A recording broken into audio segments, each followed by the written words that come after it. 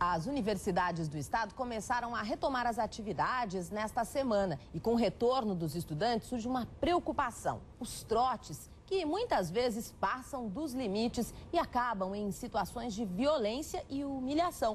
Não é, Marcelo Magalhães? Bom dia.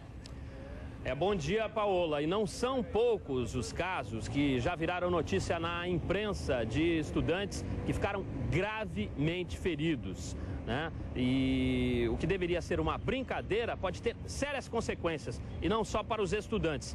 Paola, hoje a PUC, a Pontifícia Universidade Católica, está retomando as aulas. Nós estamos bem próximo aqui à PUC, na Avenida Aparício Borges, quase no cruzamento com a Ipiranga. O trânsito já começa a ficar um pouco mais com maior movimento, justamente porque a PUC está retomando as aulas. A gente vai conversar agora com o psicólogo Fernando Elias José para saber um pouco mais, para falar um pouco mais sobre a questão dos trotes. Os trotes que teriam iniciado na Idade Média na Europa. Bom dia, doutor. Bom dia, Marcelo, exatamente. Os trotes iniciaram lá na Idade Média com o intuito, de alguma maneira, para que fizessem com que os estudantes, que naquela época o estudo era algo muito escasso, e tiravam as pessoas das lavouras, da época de plantações, e traziam as pessoas para as universidades, supostas universidades, escolas, e onde os livros eram poucos, onde as pessoas de alguma maneira entravam para estudar. E como é que elas vinham? Barbudas, cabeludas, sujas. Então o que acontecia? Aí elas iam para quê? Para tirarem os cabelos, serem limpas, ou seja, de alguma forma elas passavam por esse ritual, por isso essa questão do ritual de passagem, para que elas pudessem passar por essa questão toda de raspagem. E aí isso começou a passar e a se deturpar com a passagem do tempo, que hoje em dia acaba acontecendo isso nas universidades, né? E por que os alunos acabam se submetendo a esse tipo de situação, a situações até de violência?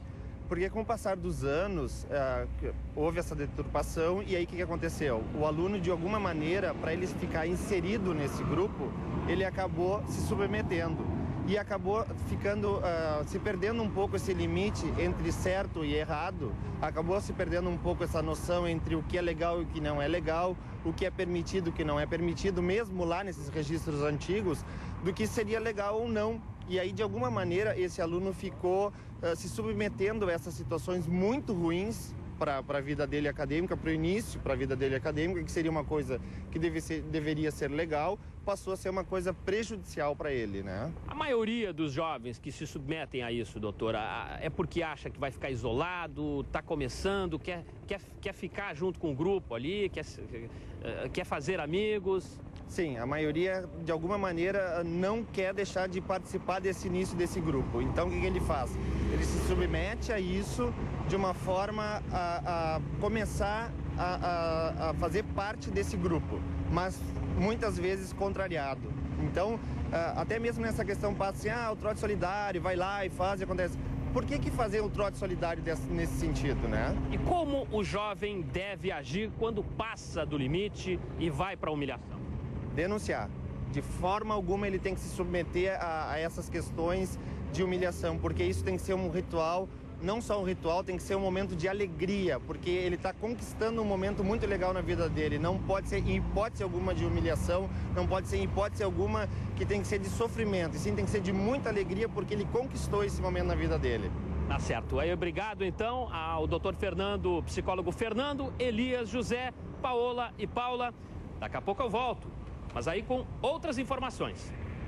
Até já. Tem que ser um momento de comemoração, não de humilhação, né, É isso Paula? aí, fica o recado e o alerta, né? É.